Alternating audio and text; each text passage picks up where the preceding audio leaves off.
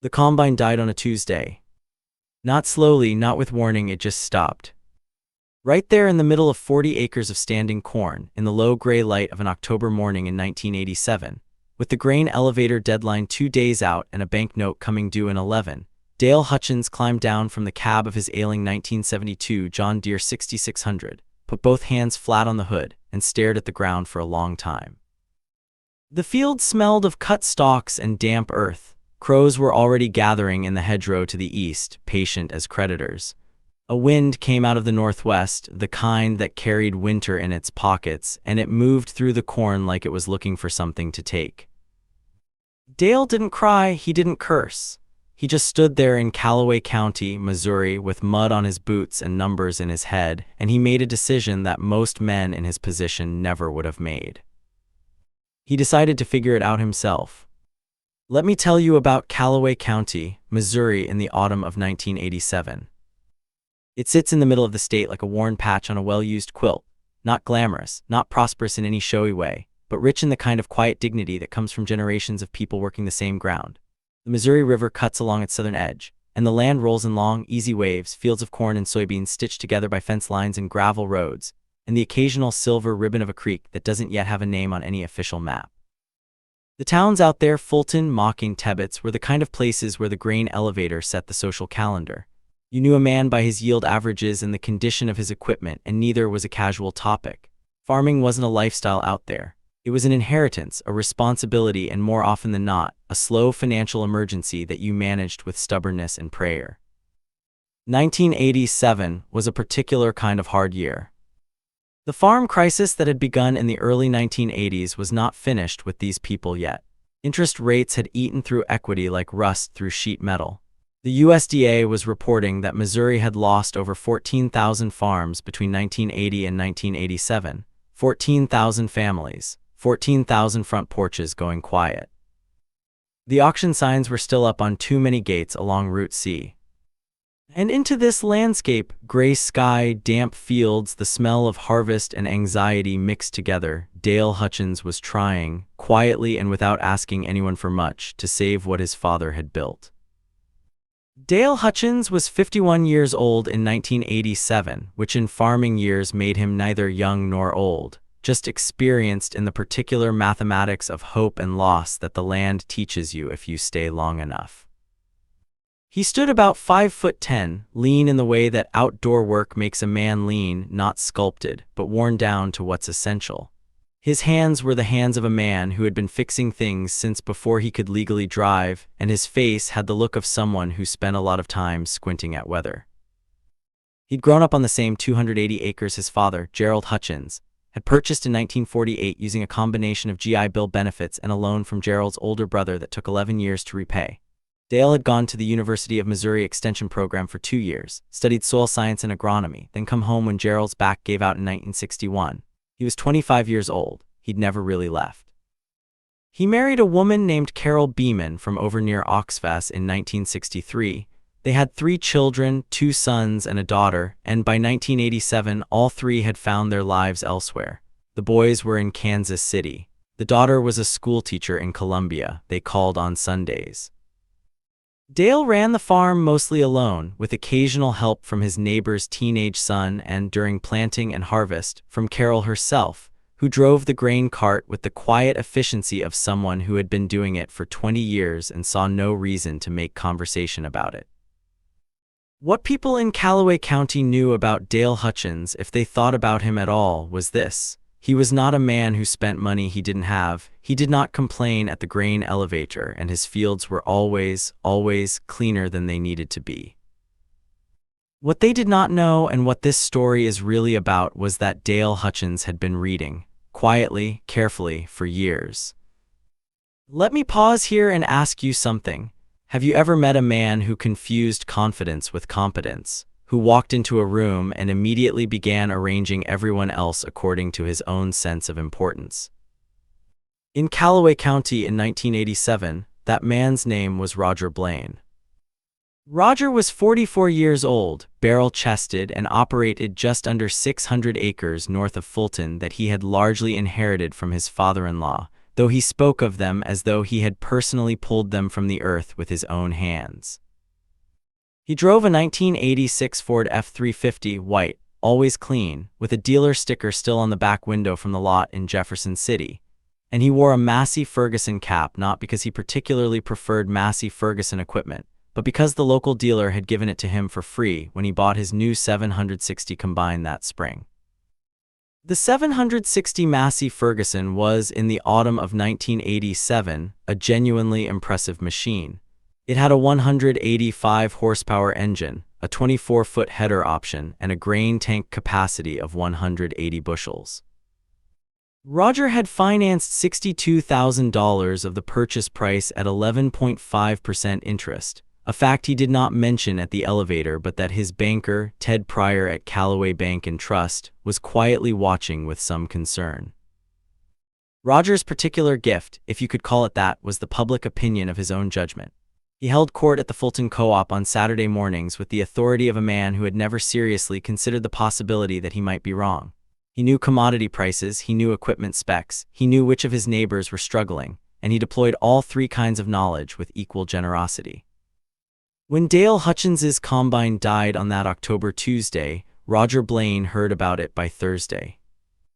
By Friday morning, he was telling the story at the co-op counter in a way that made it sound like a confirmation of something he'd always suspected.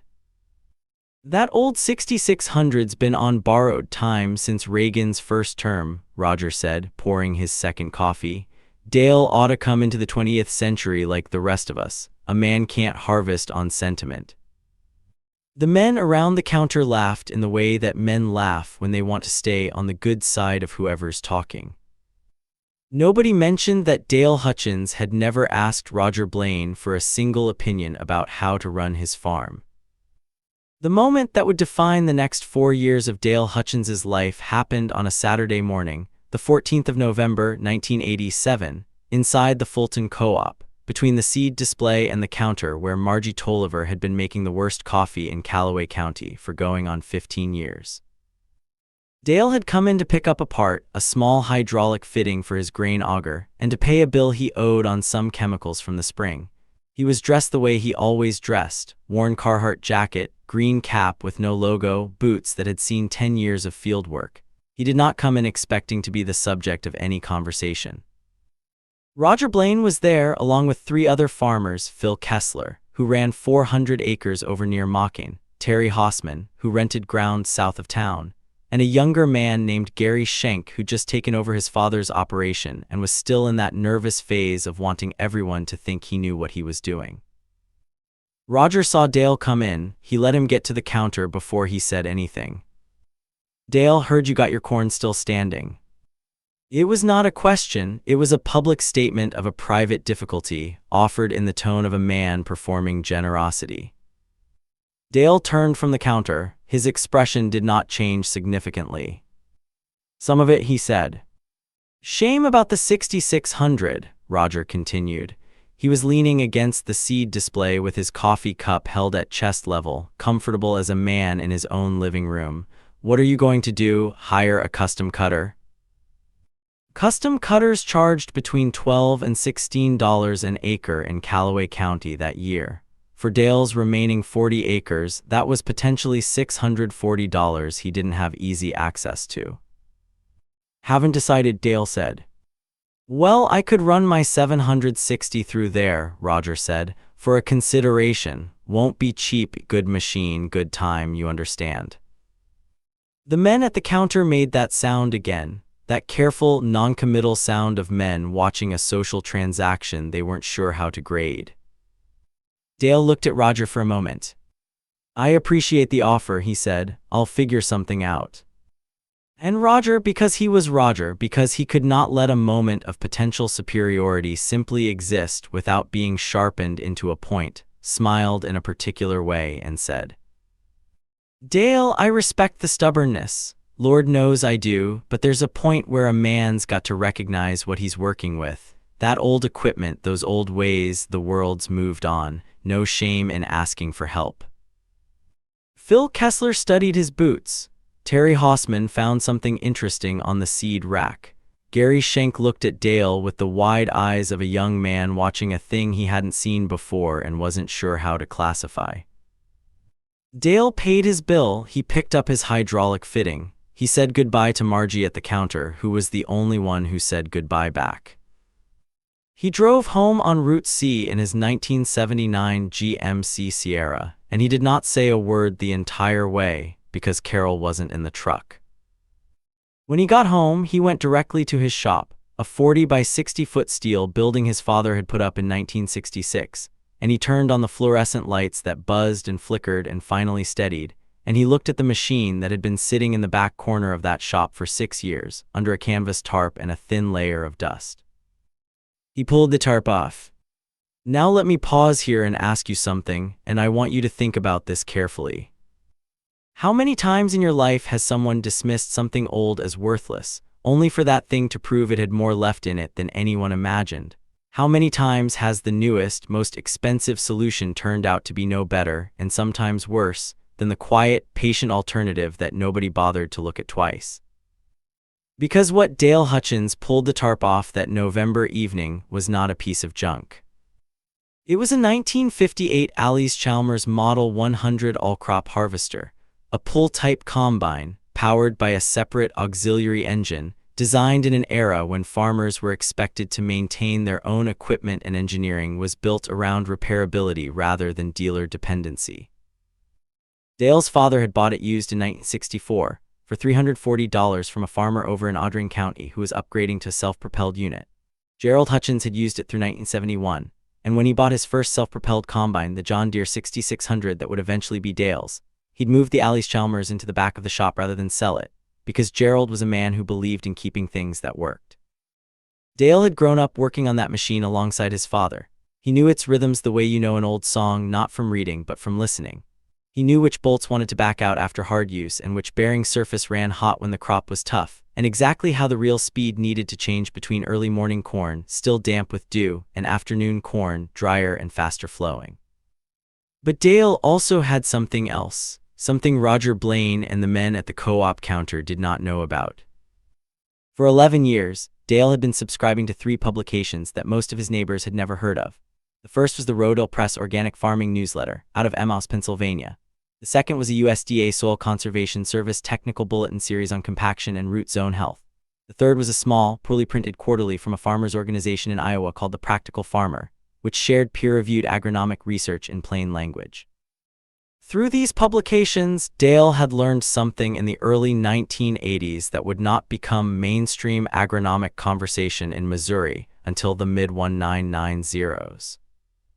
He had learned about soil compaction.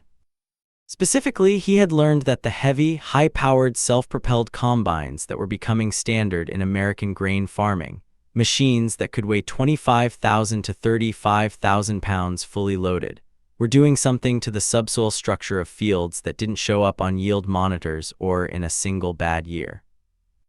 The compaction happened below the tillage layer, 6, 8, 10 inches down where a plow or a disc couldn't reach. Under repeated passes of heavy machinery, the soil particles were being pressed together in ways that restricted root penetration and water infiltration for years, sometimes for decades, after the machine had moved on. The 1987 Missouri drought had been hard, but what Dale had noticed on his own ground was that certain parts of his fields, the headlands, the areas where equipment turned, the low spots where a loaded grain cart sat while waiting for the combine to fill, had performed significantly worse than the rest of the field. Not just this year. Every year in the same places, getting a little worse each time. He had also read in a 1984 issue of the USDA Bulletin about a concept called controlled traffic farming, the practice of consistently running equipment in the same wheel tracks, limiting soil compaction to a predictable, manageable area rather than spreading it across the entire field. And then he had read in a 1985 Practical Farmer report on a trial at Iowa State University about a finding that had stayed with him. The report compared yield outcomes in soybeans and corn on plots that had been harvested with pull-type equipment, lighter, less damaging to soil structure versus plots harvested with standard self-propelled units over a 5-year period. The pull-type plots showed measurably better water infiltration rates, better root depth, and by year 5, meaningfully higher yields per acre, not because the harvesting technology was more efficient, but because the soil itself was healthier. Dale had cut that article out and put it in a manila envelope in his shop. He had put 12 more articles in that envelope over the next 2 years. Then he had gotten a 3-ring binder and organized them by topic. The binder was sitting on his workbench the night he pulled the tarp off the Allis-Chalmers Model 100. He opened it. He had already read everything in it many times. He didn't open it to learn anything new. He opened it, I think, because he wanted to remember that what he was about to do was not an act of desperation. It was a choice, a considered, researched, deliberate choice made by a man who had been thinking about it for years. What happened next took 12 days. 12 days of work that mostly nobody saw in a steel-sided shop on Route C in Callaway County, Missouri, with fluorescent lights buzzing overhead and a space heater running in the corner and country radio playing at a volume that was just enough to fill the silence without demanding attention. Dale went through the Allis-Chalmers Model 100 from its front-mounted reel to its rear discharge. Everywhere surface, every bearing, every canvas belt and rubber seal and adjustment bolt. He had the original operator's manual, a parts manual his father had ordered from an Allis-Chalmers dealer in 1968, and a dog-eared copy of a Restore and Maintain guide that had been published by a farm equipment museum in CUNY, Illinois.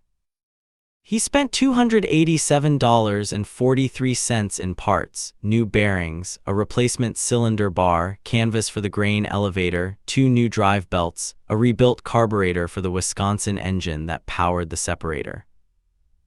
He ordered most of the parts from a salvage dealer in Mendon, Missouri, named Howard Pell, who specialized in obsolete farm equipment and operated out of a building that looked, from the road, like it might fall down in a moderate wind, but was in fact one of the most organized parts inventories in north-central Missouri. Howard had the parts. Howard always had the parts. Carol brought soup to the shop on the cold evenings. She didn't say much. Carol was a woman who understood that some work is done with the hands but is really happening somewhere deeper, and that the best thing you can offer a man in that state is warm food and the absence of unnecessary conversation. On the 12th day, a Wednesday morning with frost on the truck windows and a sky the color of an old sheet, Dale Hutchins hitched the restored Allis-Chalmers Model 100 to his 1979 Case 970 tractor and drove it out to the east field, where 40 acres of corn had been standing and waiting. Let me describe this machine to you, because it matters. The Allis-Chalmers Model 100 all-crop harvester was built in Lawport, Indiana in 1958. It was a pull-type combine, meaning it was towed behind a tractor rather than self-propelled, with a 12-foot cutting header, a rasp bar cylinder, and a straw walker separation system that had been considered state-of-the-art in its day. It weighed approximately 4,800 pounds empty, which, behind a tractor that itself weighed around 9,500 pounds, meant a total field weight of roughly 14,300 pounds, compared to the 34,000-plus pounds of Roger Blaine's loaded 760 Massey Ferguson. It was not faster than a modern combine. Dale could cover perhaps 4 to 5 acres per hour under good conditions compared to Roger's machine, which could do 12. But Dale's 40 acres were not about speed. They were about getting done and about doing it in a way that meant something for the fields he would plant in the spring. The corn came off clean. The morning was cold and still, and the machine moved through the rows at a steady, unhurried pace. The sound of the cylinder, a rhythmic thrum that Dale could monitor by ear the way his father had taught him, listening for the pitch change that meant the crop was getting tough, watching the small adjustments he'd built into the mechanism over 12 days of preparation paying out in smooth, consistent grain flow. By noon he'd covered 10 acres. By 4 o'clock, with the light getting thin and golden and the crows finding other business, he'd done 22. He came in for dinner, slept 7 hours, and was back in the field by 6 the next morning. 3 days later, the 40 acres were done. He ran the grain to the elevator in Fulton, corn at $1.87 per bushel, which was not a price to make a man celebrate but was a price, and he paid it on account against what he owed. And then he did something that Roger Blaine and the men at the co-op counter would not hear about until the following autumn. He parked the Allis-Chalmers in the shop, covered it with its canvas tarp, and began making plans. Not plans to fix the 6600, not plans to buy a new combine.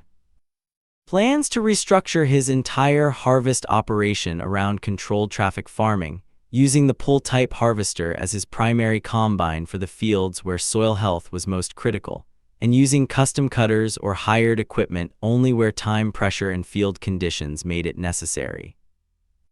He mapped his fields. He identified the compaction zones by walking them in late November after the crop was out, probing the soil with a 3-foot metal rod to measure resistance at depth, a technique he'd read about in the USDA bulletin. He found what he suspected. The most compacted zones corresponded almost exactly to his lowest yielding portions. He drew lines on a yellow legal pad. He made a plan. The autumn of 1988 was when people started paying attention, though they didn't know why they were paying attention yet. Dale Hutchins's corn yields that fall, his first full growing season following his restructured approach, came in at 142 bushels per acre on his main east fields. The county average for that year in Callaway County was 118 bushels per acre. He said nothing about it at the elevator. He took his ticket, put it in his shirt pocket, and drove home. Roger Blaine's fields that same year averaged 109 bushels per acre. His soybeans had struggled in the dry June they'd had. He mentioned at the co-op that it had been a tough year for everybody. Nobody connected the numbers yet. But by 1989, people were noticing that Dale Hutchins's fields looked different at certain times of year. After rain, his fields didn't puddle in the same places. When everyone else was watching water sit on compacted headlands, Dale's headlands drained and dried. His corn color in August was a shade greener in the areas he'd been protecting. Phil Kessler mentioned it to Terry Hausman. Terry had driven past Dale's east field and noticed it. In October of 1989, a field day organized by the University of Missouri Extension Service brought about 30 farmers out to a demonstration on soil health, cover crops, compaction, biological activity in the topsoil. The extension agent, a young woman named Patricia Vogel who had just come from a position at Iowa State, was talking about research that Dale had been reading about for a decade. Dale attended. He sat in the back, hat in his hands, and listened. After the presentation, Patricia Vogel asked if anyone had experience with any of these practices. Dale raised his hand. What followed was a 40-minute conversation in a muddy field that eventually involved most of the 30 farmers, clustered around Dale Hutchins as he talked, quietly, specifically, without drama, about what he had observed in his own fields over the previous 7 years. He talked about the USDA compaction research. He talked about what he had found when he probed his own fields with a rod. He talked about the Alley's Chalmers and what pulling a lighter machine had done to his headland soil structure over 2 seasons. He talked about yield numbers. He talked about reading. Roger Blaine was not at that field day. He heard about it on Saturday at the co-op from Phil Kessler, who told the story in a careful, neutral way that left everyone to draw their own conclusions. Roger did not say much. He poured his coffee. He stared at the counter. The men around him were quiet in a way that had a different quality than usual. Let me tell you what happened in the years that followed, because this is where the story becomes something larger than one man and one field and one old combine. By 1991, Dale Hutchins's corn yields on his east fields were averaging 158 bushels per acre, in a county where 125 was considered a good year. His soybeans were similarly outperforming. His input costs were lower than his neighbors, partly because healthier soil required fewer applications to achieve comparable results, and partly because Dale had developed a cover crop rotation, winter rye followed by crimson clover, that was building organic matter and reducing his fertilizer bill by an estimated $18 per acre annually. In 3 years on 280 acres, that was $15,120 he was keeping in his pocket. In 1992, Patricia Vogel, the extension agent, invited Dale to speak at a soil health workshop at the University of Missouri in Columbia. He drove up in the GMC Sierra with Carol, wearing his good flannel shirt, and stood at a podium in front of 60 agricultural professionals and farmers. and talked for 35 minutes about what he had learned from reading, from probing soil with a metal rod, and from a 1958 Allis-Chalmers that most people thought was a museum piece. The room was not quiet during his presentation.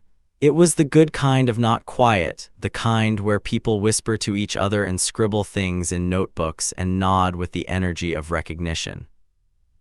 A Farm Journal reporter named Sandra Ways from Missouri Ruralist was in the audience.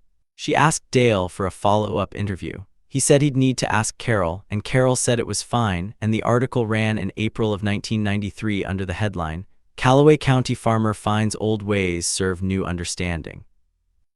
It was not a dramatic headline, it was exactly right.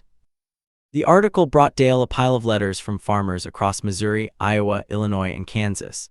Farmers who had been thinking similar things, reading similar publications, making similar observations in their own fields, and who had not yet found the language to say it out loud, or the confidence to stand by it in the face of neighbors who preferred the new and expensive to the careful and considered. Dale answered every letter, by hand, with a pen on lined paper. He was not a fast writer, but he was a thorough one. In 1994, Roger Blaine sold 200 of his 600 acres. The debt load from the 1987 combine purchase, combined with 3 consecutive years of below-county average yields, had reached a level that required adjustment. He still ran his operation, but more quietly, and he spent fewer Saturday mornings at the co-op counter. If Dale Hutchins ever said anything about this, nobody reported it. What Dale said in the 1993 Missouri Ruralist article, when Sandra Ways asked him what he would tell a young farmer starting out, was this: "Read everything, observe your own ground, don't confuse the price of something with its value, and don't let somebody else's confidence about your situation substitute for your own careful thinking." Sandra Ways had written that down exactly as he said it, and it was one of those quotes that people cut out and put on refrigerators, not because it was poetic, but because it was plainly and simply true. Carol put it on their refrigerator. She said it was the most useful thing Dale had said in 30 years of marriage. Dale said she was probably right. Let me pause here one final time and ask you something. We live in a world that is very good at making noise about the new. Every year there is a new machine, a new system, a new approach that promises to solve the problem that last year's new thing didn't quite manage to solve. And the noise around the new is always loud and confident and certain, the way Roger Blaine was loud and confident and certain at the co-op counter on a Saturday morning. But Dale Hutchins was doing something that the noise makes very difficult. He was paying attention. Not to what was fashionable, not to what his neighbors were buying or what the salesman at the equipment dealer was promoting or what the fellow with the newest machine was saying loudest. He was paying attention to his own ground, to what it was telling him, to what the research was showing quietly in publications that were not glamorous and were not advertised on the radio. He was practicing the discipline of looking at what is, rather than what someone wants you to believe. The Allis-Chalmers Model 100 was not a better combine than Roger Blaine's 760 Massey Ferguson in any specification that a dealer would put in a brochure. It was slower. It was older. It required more operator knowledge and more mechanical attention. If you measured them side by side on a single October afternoon, the Massey Ferguson would win by every conventional measure. But Dale was not measuring a single afternoon. He was measuring a field over decades. He was measuring the cumulative effect of 10,000 decisions made on the same ground by the same family over 40 years. He was thinking in a time frame that the equipment salesman and the co-op counter and the November cash flow pressure were all conspiring to prevent him from thinking in. That is a hard thing to do. It requires a specific kind of stubbornness, not the stubborn refusal to learn, but the stubborn commitment to learning the right things from the right sources and then trusting what you have learned in the face of public doubt. Gerald Hutchins had kept that old Allis-Chalmers because he believed in keeping things that worked. Dale Hutchins had learned, from reading and from watching and from 30 years of being responsible for the same 280 acres, that some of the most valuable things in farming are invisible to the eye and slow to reveal themselves, and easy to destroy without ever knowing what you've lost. The soil under Dale's feet in the autumn of 1987, compacted, stressed, beginning to recover, was one of those things. His willingness to stop, to think, to reach back for a tool that nobody respected, and to use it in service of an idea that nobody was talking about yet, that was another. In the end, what Dale Hutchins did was not complicated. He read, he observed, he acted on what he learned without waiting for permission or validation or for Roger Blaine to approve of his methods. And the ground rewarded him the way the ground always rewards the person who pays it the right kind of attention, not immediately, not dramatically, but steadily, season by season, in the quiet accumulation of yield and health and viability that is the only kind of success that farming country can really sustain. He never left Callaway County. He farmed that same 280 acres until 2004, when his younger son came back from Kansas City and took over the operation. When he handed it over, the soil organic matter in his east fields, the fields he had been most careful about, was 4.2%. The county average at that time was 2.8%. Numbers do not have faces, but if they did, those numbers would look like a man in a Carhartt jacket, standing in a field at dawn, listening to the sound a combine makes when it is working the way it was designed to work. Carol passed in 2009. Dale planted a strip of prairie grass along the east hedgerow in her memory, because she had once mentioned that she liked the way the native grasses moved in a wind. He said it was the least complicated thing he'd done in 50 years of farming. He was probably right about that too. Historical context, including the 1980s farm crisis, soil compaction research, USDA Soil Conservation Service publications, Rotopress agricultural newsletters, Alice Chalmers all-crop harvester specifications, and University of Missouri extension programming, is real.